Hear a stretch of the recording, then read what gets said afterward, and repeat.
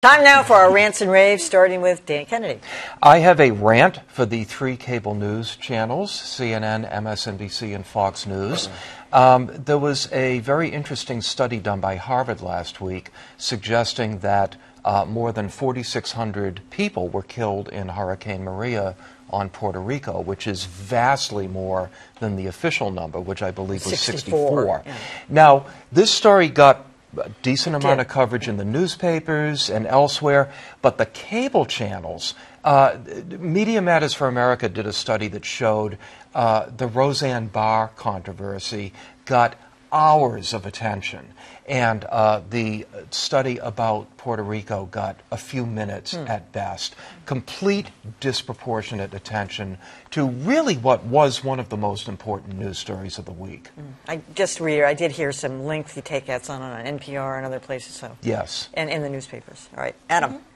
I want to rave for the website The Ringer, which does sports media, and had this great story basically making the case that Brian Colangelo, the guy who runs the Philadelphia 76ers, has been using burner Twitter accounts, secret Twitter accounts, pseudonymous Twitter accounts to talk, I was about to use a word I can't use on TV, to talk smack about his own players, to disclose inappropriate medical information about them, urge the media to be critical of them in certain ways.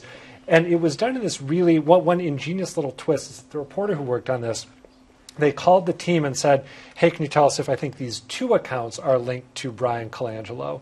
And then in response, when the team came back, they tracked the three accounts they hadn't mentioned and noticed that they'd all been feverishly deactivated and people who were connected to Colangelo have been unfollowed. We still don't know if the guy running the Sixers actually is behind these accounts or if maybe it's his wife or an ally on the team. But clearly something deeply dysfunctional is going on in the organization. You don't think of sports journalism being investigative a lot of the time, but that was one of the most detailed reports I've ever seen, and went through every single scenario and followed back every tweet. It almost got a little tedious, but it was riveting. Wasn't AI, artificial intelligence was part of that as well? Well, the tipsters said that they had some kind of background in AI, and that was what made them look askance at these tweets. That could be a cover story for something much more innocuous, like, hey, I happen to be Brian Colangelo's secretary. I know he's doing this totally stupid thing. We don't know yet, but yeah. Sounds better. So really, it was a really interesting read, The Ringer. Anyway, Dan Lothian. Well, I have a rant for Russian journalist Arkady Babchenko. All of you probably heard that story. I was driving down the street listening to a colleague of his talking about, how great he was a great man and all the great journalism he had done, and he was just anguished at his murder. And others had weighed in on social media, and I'm thinking, wow, this is crazy. There are other cases where journalists have been killed for being outspoken against the government. And then to find out that this was all part of a law enforcement sting to try to get, they believe, Russian operatives who were trying to kill him. And this was all, he played along with the sting, knowing that his colleagues, his family members, his friends were grieving that he had died, and he really hadn't. I feel that it adds, yes, this happened in the Ukraine, far away from most of us on a daily basis, but it just adds that layer of, Totally agree.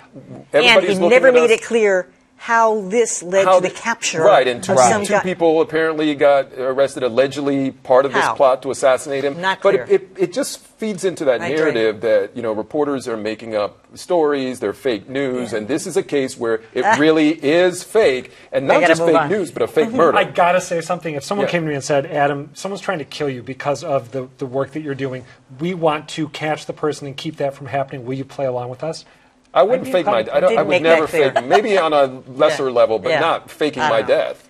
No. All right, Lila. I have a quick rave for a column and newsletter that Mother Jones launched earlier this month called Recharge. And the person curating it is David Beard, who's also with Pointer and used to be at the Globe. It's great. It's the old adage about look for the helpers, look for the heroes. It's news, real news, not fake news, that's a little more uplifting, that focuses on the good that is still going on in the world. The people saving other people, the animals pulled back from the brink of extinction.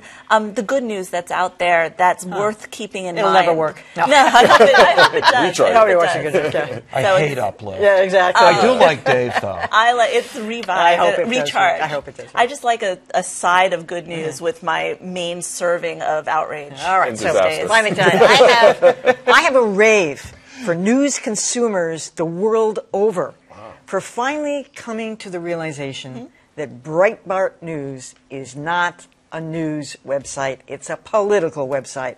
And they have been leaving it in droves and droves and droves. This thing was totally driven, of course, as we know, by Steve Bannon. Steve Bannon, he was running it out of some rental house in Washington, D.C. It really doesn't work anymore. There's really no news there. Not that there ever was, but it's just dropped from being one of the most popular websites to one of the least popular news, so-called news websites in the world. So nice going.